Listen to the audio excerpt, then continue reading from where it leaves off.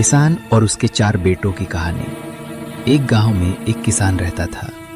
उसके 4 बेटे थे, भोली भाले भोलू, शरारती मोलू, हंसमुख गोलू और सबसे छोटा तोलू। चारों भाई हमेशा आपस में झगड़ते रहते थे। किसान के पास 4 एकड़ जमीन थी, पर बेटे न तो खेत खलिहान का काम देखते थे और न ही बाप की बात सुनते थे। किसान की उम्र बहुत हो चुकी थी। वो अक्सर सोचता, मेरे जाने के बाद ये चारों साथ कैसे रहेंगे।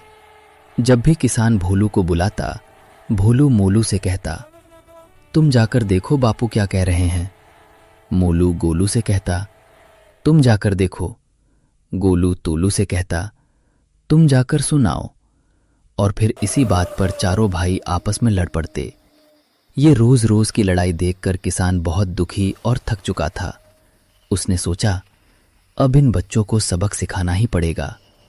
अगली सुबह किसान ने चारों बेटों को बुलाया और बोला, बेटों, अब मैं बूढ़ा हो चुका हूं। मैं अपनी वसीयत तुम्हें देना चाहता हूं, लेकिन आखिरी हिस्सा उसी को दूंगा जो मेरी सबसे ज्यादा सेवा करेगा। फिर किसान ने बताया कि उसने अपने पुराने दोस्त रहीम को आखिरी हिस्से के कागजात देकर रखा है। मेरे बाद तुम लोग रहीम चाचा से वो कागज ले लेना, जिस पर जिसका नाम लिखा होगा वही उस हिस्से का मालिक होगा। चारों बेटों को जमीन की लालच हो गई, इसलिए उन्होंने अपने पिता की खूब सेवा करनी शुरू कर दी। दिन बीतते गए। किसान की आखिरी सांसें चल रही थी। चारों बेटे उसके पास खड़े थे। कुछ ही देर में किसान इस दुनिया से चला गया।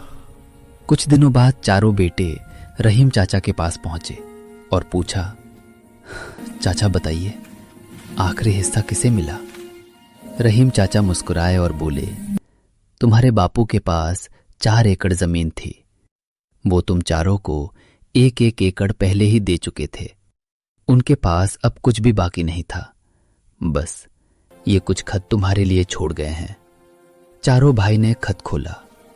उसमें लिखा था, मेरे प्यारे बेटों, मैं तो बस चाहता था कि तुम सब मेरे पास रहो, एक दूसरे के साथ मिलकर रहो। इसलिए मैंने आखिरी हिस्से का बहाना बनाया था।